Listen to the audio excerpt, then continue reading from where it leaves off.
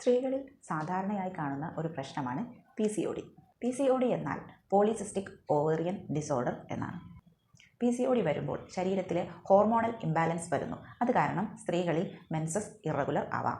ചില സ്ത്രീകൾക്ക് മെൻസസ് നേരത്തെ വരാം, ചില സ്ത്രീകൾക്ക് മെൻസസ് ഒരുപാട് മാസത്തേക്ക് വരാതെയും ഇരിക്കാം. PCODയുടെ പ്രധാന ലക്ഷണങ്ങൾ എന്തൊക്കെയാണെന്ന് നോക്കാം. മുഖത്ത് വളരെ കൂടുതലായി പിമ്പിൾസ് വരാം, വെയിറ്റ് കൂടുക, ശരീരത്തിൽ മുഖത്തും മറ്റു ഭാഗങ്ങളിലും അമിതമായ രോമ വളർച്ച, മുടി കൊഴിച്ചിൽ, മൂഡ് സ്വിങ്സ്, ചിലർക്ക് ആൻസൈറ്റിയും മറ്റു ചില ആളുകൾക്ക് ഡിപ്രഷനും കാണാറുണ്ട്.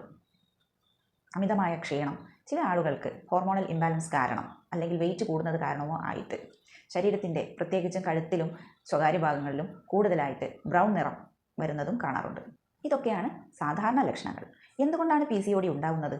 ടെൻഷൻ, സ്ട്രെസ്സ്, ഒട്ടും ആരോഗ്യകരമല്ലാത്ത ഭക്ഷണശീലങ്ങൾ, വ്യായാമക്കുറവ്, ഹോർമോണൽ ഇംബാലൻസ്, ചിലപ്പോഴൊക്കെ ഫാമിലി ഹിസ്റ്ററിയും ഒരു കാരണമാകാറുണ്ട്. പക്ഷേ ഒരു പ്രധാന കാര്യം എന്തെന്ന് വെച്ചാൽ PCOD ഭയപ്പെടേണ്ട കാര്യമല്ല. ശരിയായ ചികിത്സയും ജീവിതശൈലി മാറ്റവും മൂലം PCOD കൊണ്ടുണ്ടാകുന്ന ബുദ്ധിമുട്ടുകൾ മാറ്റിയെടുക്കാവുന്നതേ ഉള്ളൂ. എന്തൊക്കെയാണ് ശ്രദ്ധിക്കേണ്ട കാര്യങ്ങൾ? നിത്യവും വ്യായാമം ചെയ്യുന്ന ഒരു ശീലം കൊണ്ടുവരിക, ജങ്ക് ഫുഡിൻ്റെ അമിതമായ ഉപയോഗം കുറയ്ക്കുക, നല്ല ഉറക്കം ഉറപ്പാക്കുക, സ്ട്രെസ്സ് കുറയ്ക്കാൻ ശ്രദ്ധിക്കുക, വെയിറ്റ് കൂടുന്നത് അമിതമാവാതെ ശ്രദ്ധിക്കുക തുടങ്ങിയവയാണ്.